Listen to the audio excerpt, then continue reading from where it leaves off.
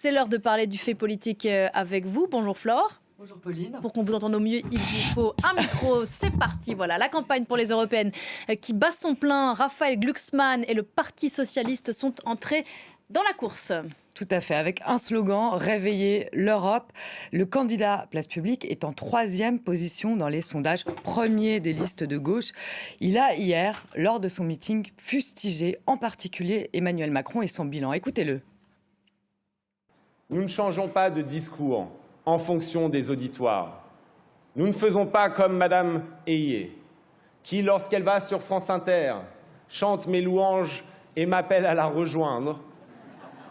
Et quand elle va sur CNews, explique que je suis un affreux bolchevique. Et aujourd'hui, je viens devant vous comme le candidat d'une social-démocratie européenne qui serait débarrassée de toute forme de mollesse et de toute forme de compromission. Alors autant pour la majorité présidentielle, l'adversaire désigné, c'est le Rassemblement national, autant pour Raphaël Glucksmann, c'est le camp présidentiel et il espère même arriver en seconde position, à doubler la majorité dans ces européennes. Le camp présidentiel qui semble pour l'instant minimiser cet adversaire et pourtant aujourd'hui l'électorat macroniste de gauche pourrait être tenté par le vote Raphaël Glucksmann place publique aux européennes, puisqu'on sait que le chef de l'État a clairement droitisé aujourd'hui ses propos et même son programme. Et puis avec Raphaël Glucksmann, ce qu'on voit aussi, c'est que la gauche reprend des couleurs. D'une part, il est porté par des thèmes qui font l'actualité européenne. Je pense notamment à la Russie. Lui, c'est il a alerté sur Vladimir Poutine bien avant la guerre en Ukraine. Donc c'est vrai qu'aujourd'hui, ce thème le porte. Et il veut aussi apparaître comme le candidat de l'union de la gauche après la défaite cuisante, on peut dire, de la NUP. Ce qu'on voit aujourd'hui, c'est en tout cas qu'il arrive à donner un allant à cette gauche qui est clairement en perte de vitesse.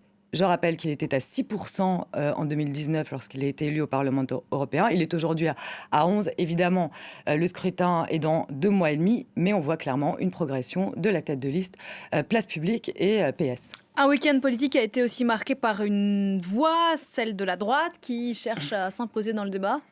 Oui, dans une campagne, on peut le dire, polarisée pour l'instant par le duel Rassemblement national, majorité présidentielle.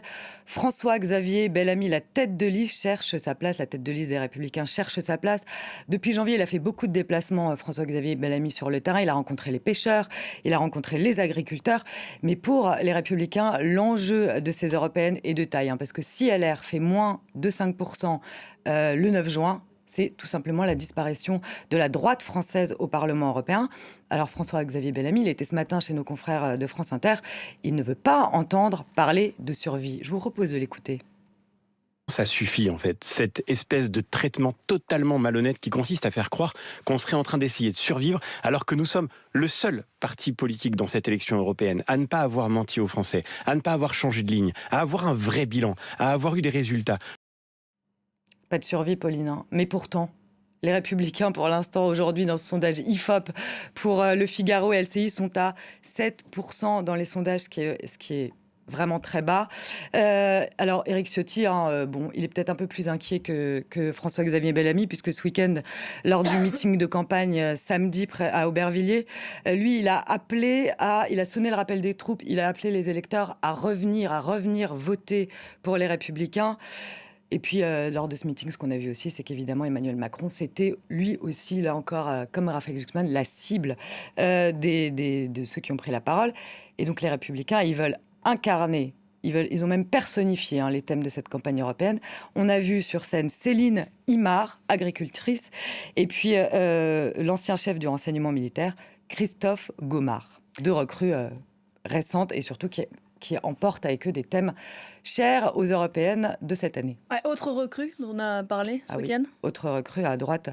Il n'y a pas que les électeurs qui semblent déserter. Les soutiens, visiblement, s'en vont aussi. L'ancienne membre du Haut Conseil à l'intégration sous Nicolas Sarkozy, Malika Sorel, rallie le Rassemblement national. Elle l'a annoncé dans le Figaro, dans une interview dans le Figaro ce matin, et devient même numéro 2 de la liste de Jordan Bardella.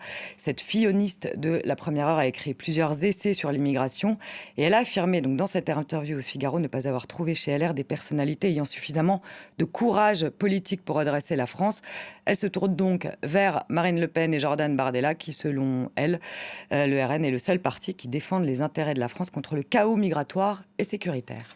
Le calendrier de la semaine, je ne voudrais pas spoiler, mais le rendez-vous de jeudi risque de vous surprendre. Mais on va commencer par le déplacement d'Emmanuel Macron. Tout à fait, Emmanuel Macron. Donc d'aujourd'hui, il est arrivé en Guyane. Donc du 25 au 28 mars, il est en Guyane. Et puis ensuite, pour une visite d'État au Brésil, il doit rester 48 heures en Guyane. Une visite sous le thème notamment de la sécurité. Ensuite, il part au Brésil pour parler des enjeux climatiques et renouer les relations diplomatiques mises à mal par le mandat de Jair Bolsonaro. Le 26 mars, l'INSEE dévoile le déficit public de la France pour l'année 2023. Un déficit qui va vraisemblablement s'envoler. De toute façon, le ministre des Comptes publics, Thomas Cazeneuve, l'a annoncé la semaine dernière, il dépassera sans doute les 5%. Et puis, blague sur les blondes, raillerie sur les roux, discrimination des cheveux crépus, chauves. L'Assemblée nationale examine un projet de loi pour sanctionner la discrimination capillaire en milieu professionnel. Et enfin, le vendredi... Un problème de société dont il faut s'emparer. Tout à fait, important et majeur.